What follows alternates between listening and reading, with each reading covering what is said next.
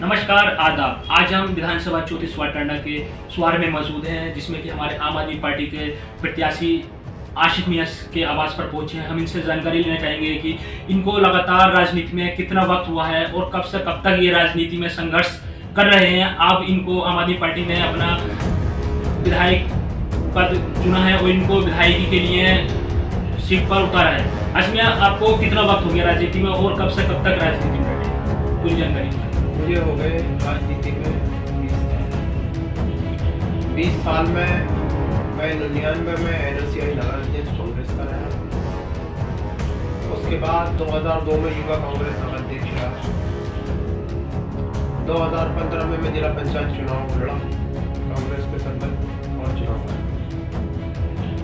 2021 में फिर विधानसभा जिला पंचायत चुनाव में लड़ा और जिला पंचायत चुनाव लड़ने के 21 में जब मेरा चुनाव हुआ तो मेरा पर्चा किसी कारण कैंसिल हो गया। उसके बाद मैंने अपना डमी कैंडिडेट पास में भी कुछ चुनाव लड़ाया तो जिला पंचायत वार्ड नंबर 11 से चुनाव जीते। उसके आपके क्या क्या मुद्दे रहे थे? आप जनता में जाते हैं, कैसे कैसे राजनीति की आपने पूरी बात बताएं। मुद्दे मेरे बहुत एक राजनीति से हटके रहे थे। मैं आपको बताऊं क्योंकि राजनीति तो मैं करता हूं और राजनीति की बिना रही के राजनीति के सहारे चुनाव भी जीते क्योंकि लोगों ने पसंद करा। मगर मुद्दे इस तरह के रहे थे कि मैं आपको बताऊं जो जन समस्याएं थी मैं उनके बहुत करीब रहा। कभी रात को अगर किसी का फ़ोन आ गया 1 बजे तो मैंने उसका फ़ोन रिसीव करा। अगर उसको थाने की या अस्पताल की या कहीं भी कोई दिक्कत आई तो मैं यहाँ तक कि रामपुर भी लोगों के साथ करूँ। हिंदू मुस्लिम की भावनाओं से मैंने कभी राजनीति नहीं करी। मैं हमेशा लोगों के बीच रहा। मैंने काम करे, लोगों के सुख और दुख में शामिल रहे।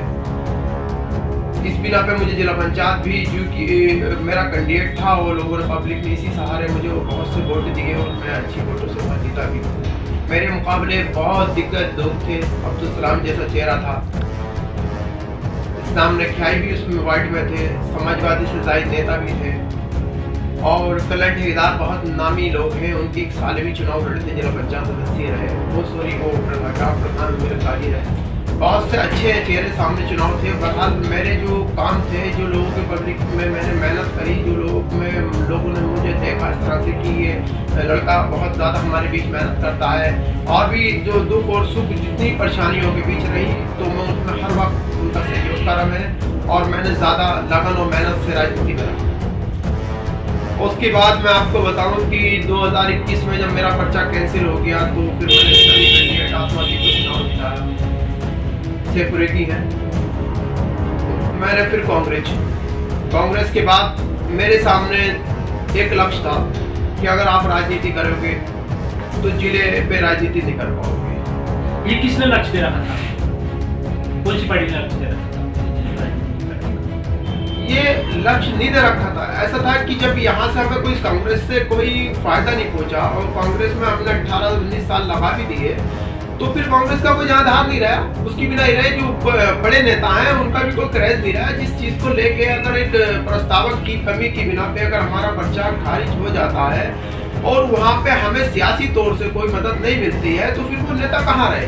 नेता जब रहते तो सोशल मीडिया पे हमारे साथ रहते, डीएम और एसपी की बात करते, चुनाव आयोग से बात करते, ये जो उसकी फॉर्मेलिटी जो सारी थी वो हमारे बीच रहती, मगर उन्होंने कहाँ बात रखी? कुछ भी नहीं। आपने कांग्रेस पार्टी में बेहद दुखी का सामना किया, बहुत परेशानी और दिक्कत का सामना करा और हमने जितनी वफादारी से उन लोगों का साथ दिया शायद एक परिवार का दे सकता, सियासत के अतबार पर उनका कोई ऐसा साथ नहीं दे सकता। हमने नूर महल का बहुत साथ दिया है। नूर महल में हमने कभी किसी चीज़ की आस नहीं रखी। हमने आज तक उनसे कोई रुपये का काम नहीं लिया। ये पूरी विधानसभा जानती है, हमारा सारा सर्किल ये जानता है कि आज तक हमने कोई भी एक शख्स ये कह दे कि हमने नूर महल से अपना रोजगार, अपनी राजनीति में कोई मदद कही, हमारी कोई ऐसी मदद नहीं है।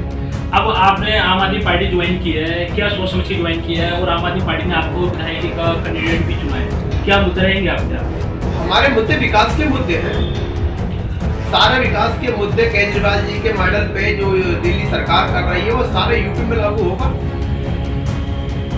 पुराने घरेलू बिल माफ है, 300 यूनिट बिजली फ्री है, अस्पताल का इलाज के लिए कहा गया है कि फ्री इलाज, अच्छी व्यवस्था के लिए कहा, शिक्षा के लिए हम स्कूल बनवाएंगे, अस्पताल बनवाएंगे। यहाँ ये हमारे अहम मुद्दे रहेंगे विकास के लिए।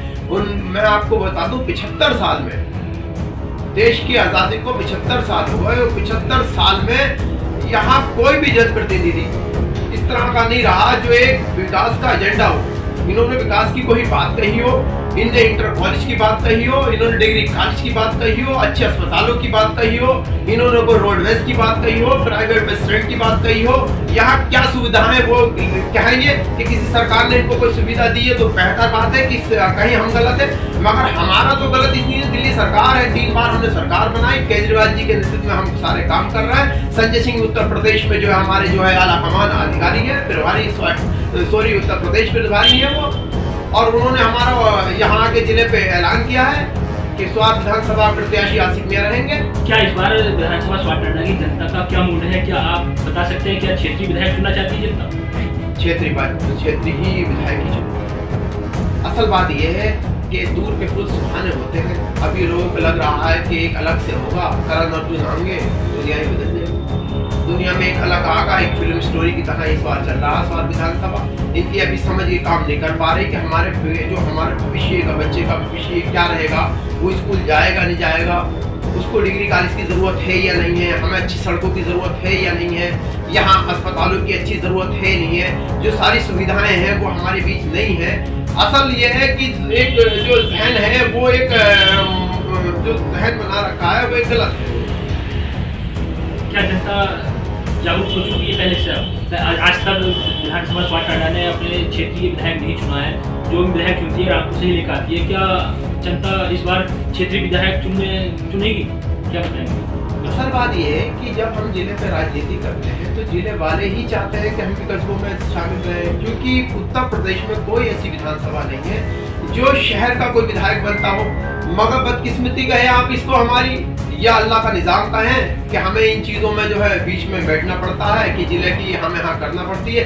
असल और भी बहुत सी बातें हैं कि हमें एक कॉन्फिडेंस नहीं है, हम इनसे जीत सकते हैं, हम इनसे मुकाबला कर सकते हैं। इसलिए एक आसान तरीका है नारा मारते हैं। अब रहा ये कि हमारे जनप्रतिनिधि बन सकते थे, बनना भी तय था। असल बात यह है कि जिले की अगर यहाँ की राजनीति में लोग शामिल नहीं होते तो हम अच्छी बात है कि हम स्वार टंडा विधायक बनता, क्षेत्रीय विधायक बनता। आपने इतनी जल्दी आम आदमी पार्टी ज्वाइन की, उसके बाद आपने तुरंत एक फैसला ले लिया क्या हम विधानसभा स्वार टंडा से विधायक ही लड़ेंगे। क्या उम्मीद है आपको जनता? देखिए, जनता पे हमें पूरी उम्मीद है। मैंने 20 साल जनता के बीच लगाए हैं। मुझे जनता पे बिल्कुल विश्वास और भरोसा है कि जनता मेरे पक्ष में वोट डालेगी। आने वाले 14 फरवरी को मेरे पक्ष में वोट होगा। इंशाल्लाह विधानसभा चुनाव जीतेंगे हम, और पब्लिक को जो विकास की दूरियां रही है उस विकास में जितना भी हमसे हो सकेगा, जितना भी हमारी विधानसभा में होगा वो काम इंशाल्लाह हर होगा। देखिए, आज हमारे साथ ये आम आदमी पार्टी के उम्मीदवार विधानसभा के आसिफ मियां मौजूद थे। इनसे हमने जानकारी ली, इनके जो है बीते 18 साल में जो इन्होंने राजनीति की थी, जनता से घर जा कर के और जनता से रूबरू हुए। इन्होंने आज तक अपनी पूरी आपबीती जनता को सुनाई है। क्या जनता इनके बातों पर खरा उतर पाएगी? जो आज तक इन्होंने जनता के काम किए हैं और जनता लगातार इनको आए दिन लगातार चल रहा है, इनका जो भी चल रहा है, क्या जनता इस बार विधानसभा में आप इनको आसिफ मियां